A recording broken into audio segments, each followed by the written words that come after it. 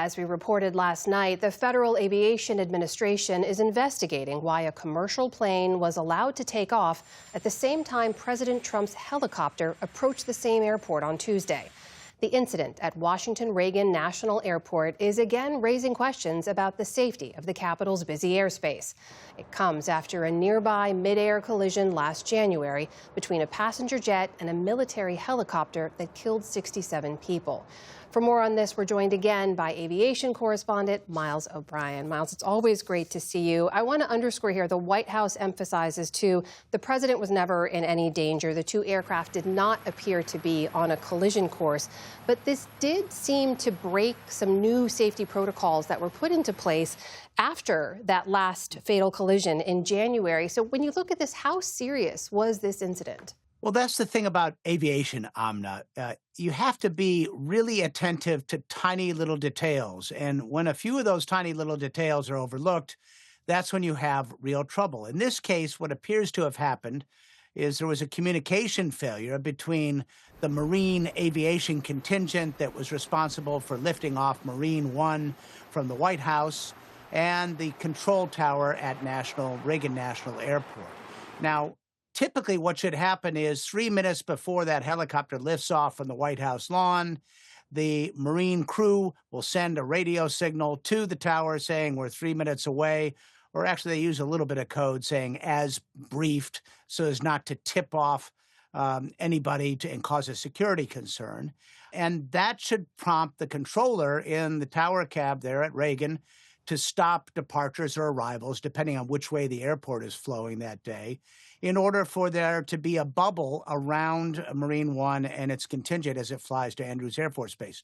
That did not happen in this case. There was some miscommunication on the radio. The radio was a little bit scratchy, but for whatever reason, that controller did not stop the departure, and that's what caused the airliner to take off as Marine One was. There was no near collision, but it does violate the bubble around Marine One and the rules for that.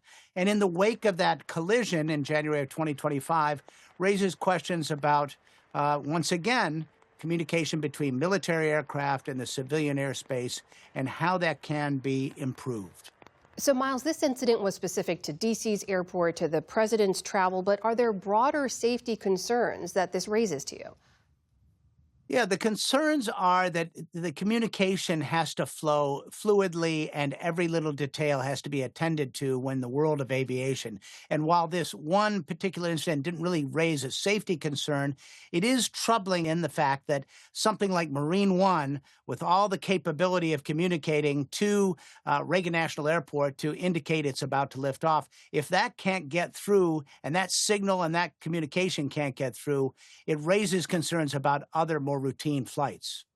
While we have you, I want to ask you, Miles, about another air safety incident that's making headlines. The NTSB says it's now investigating the crash of a medical plane in New Mexico in May, in which all 4 people on board were killed. And the U.S. military has said that they were testing GPS jamming technology in the area, and that disrupted the plane's navigation system. What do we know about what happened here?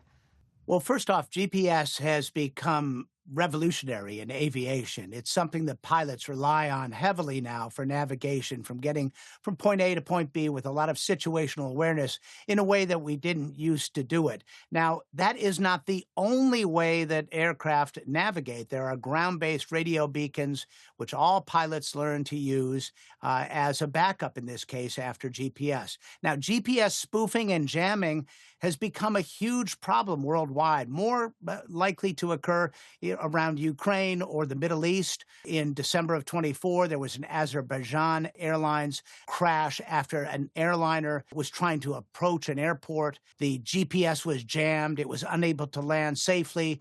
As it tried to land again and again, it was hit by shrapnel, ultimately led to a crash. These incidents happen really thousands of times, and most of the time, pilots go to those backup systems. But in this case, it was a moonless, dark night, and the crew, even though the military ultimately turned off that jamming capability to the GPS nearby, the crew was not able to get its situational awareness back and unfortunately flew into a mountain. It's a terrible tragedy there, making a lot of headlines. Miles O'Brien, we're so glad you can join us to help us make sense of it all. Thank you so much. You're welcome, Amna.